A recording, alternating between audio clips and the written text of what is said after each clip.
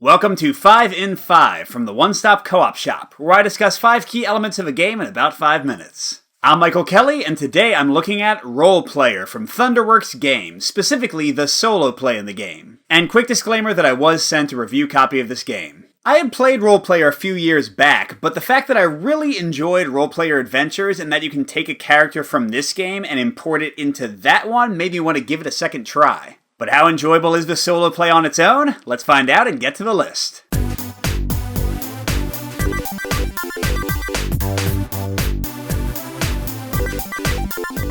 I'm going to start out with a con at number 5, and that's your victory point goal in the game, which is to earn as many victory points as possible, and then in solo just compare it to a number and basically judge how well you did. Shooting for a high score is not my favorite way for solo games to work, but usually it's alright. But the weird thing for Role Player specifically is that there's a pretty set amount of victory points you can gain apart from items, and I usually got almost all of them every time I played. So it didn't feel like enough of a challenge, like enough of an achievement when I got that really high score, so it made kind of the victory point score chasing overall not that exciting. Moving on, we have a mix at number 4, which is the variety in the characters you play from game to game. On the positive side, I like all the little elements that change each time you play. Like you have a class with a special ability and a specific color you prefer, you have an alignment that will push you towards certain types of skills and traits, and you also have a character race and a backstory card that give you other things to chase. And beyond varying the experience and your goals a bit, these are also rife with opportunities for storytelling if you want to really get into the theme of building a character for an RPG setting. But on the negative side, each of these elements isn't impactful or different enough to truly make the game feel varied each time you play.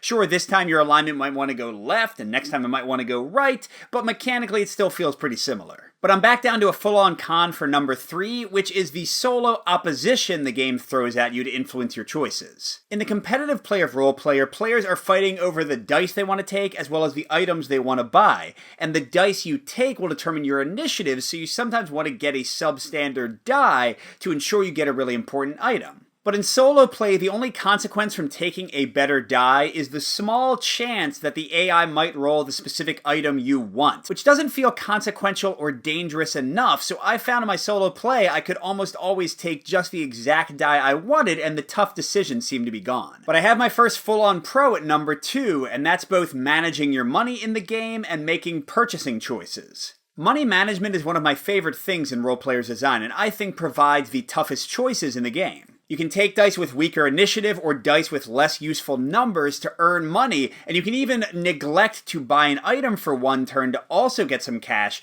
but then you have to decide which items are going to get you the most victory points, get you toward your goals most quickly. And if you spend too much and then an amazing card comes out the next round, you're going to kick yourself, so it's really fun and adds a lot of tension to the experience. And finally, I'm going to end with a mix, although it could lean pro for you depending on what you're looking for, and that's the core mechanic of placing dice and manipulating them for your character's attributes. On the positive side, picking your dice, placing them, using the little attribute bonuses you get is super quick, super streamlined, won't tax you too much, and lets the entire game take maybe 20 to 30 minutes max to play solo. But on the negative side, those dice choices might seem too straightforward, too simplistic, especially for solo players looking for something a little bit crunchier. So overall, playing Role Player solo with just the core box is a bit of a mixed experience. It's fun, streamlined, quick, and offers a lot of thematic goodness if you want to dig into it. But the solo play, victory conditions, and potentially the dice placement itself might leave you wanting more. But speaking of more, there is something that turns a lot of my negatives for the game completely on their head, and that is the Monsters and Minions expansion, the first one that came out for the game. Hunting down minions and preparing to fight the big boss at the end of the game greatly ratchets up the tension, definitely makes victory much tougher to achieve, so fixes my number 5, and also ramps up the effect of which die you choose in solo and much more actively messes with your item choices. So if you're willing to spend the money to get both the core game and the Monsters and Minions expansion, I can fully recommend Role Player's solo game. It's a ton of fun with that. And speaking of that expansion, if you'd like to see me play through a full game with it in action, check out the link that just popped up. Good gaming, and I'll see you at the next stop.